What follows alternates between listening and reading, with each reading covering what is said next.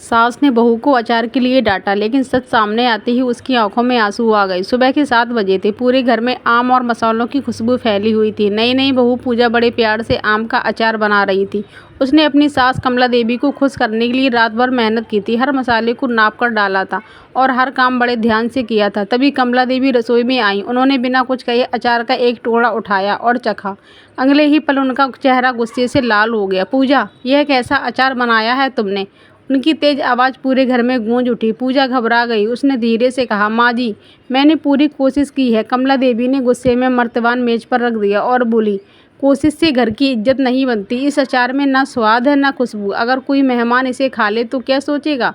पूजा की आंखों में आंसू भर आए। उसने सिर झुका लिया। वह कुछ कहना चाहती थी, लेकिन सास के सामने उसकी हिम्मत नहीं हुई। इतने में पड़ोस की चाची भी घर आ गईं। उन्होंने कमला देवी को गुस्से में देखा तो पूछा, क्या हुआ बहन?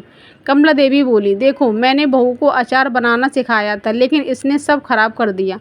पूजा चुपचाप रसोई से बाहर चली गई। अपने कमरे में पहुंचते ही वह फूट फूट कर रोने लगी। उसे लगा कि उसकी सारी मेहनत बेकार हो गई। शाम को उसका पति अमित घर लौटा। उसने पूजा की सूजी हुई आंखें देखी तो पूछा, क्या बात है? पूजा ने रोते रोते सारी कहानी बता दी।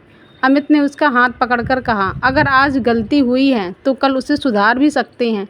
हार मानने वाले कभी जीत नहीं पाते। अगले दिन पूजा फिर सुबह जल्दी उठी। उसने नए आम मंगवाए, मसाले साफ किए और इस बार सास की पुरानी रेसिपी वाली डायरी भी पढ़ी।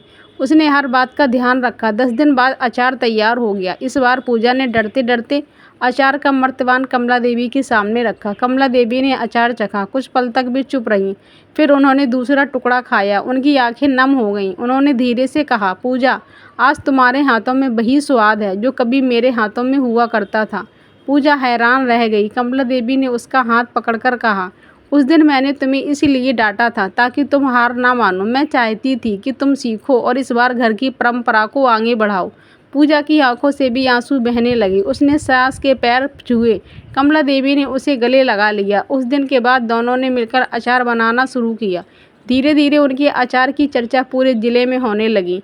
लोगों की लंबी लंबी लाइनें लगने लगीं। सास और बहू का छोटा सा अचार का कारोबार एक बड़े व्यवसाय में बदल गया। अब कमला देवी हर किसी से गर्व से कहती थी, ये अचार मेरी बहू के हाथों का बना हुआ है। पूजा मुस्कुराकर कहती, अगर उस दिन माँ जी मुझे डांटती नहीं तो शायद मैं इतना अच्छा अचार बनाना कभी नहीं सीख पाती। सीख। परिवार में डांट का उद्देश्य यदि सुधार और सीख हो तो धैर्य, मेहनत और प्रेम रिश्तों को और मजबूत बना देते हैं।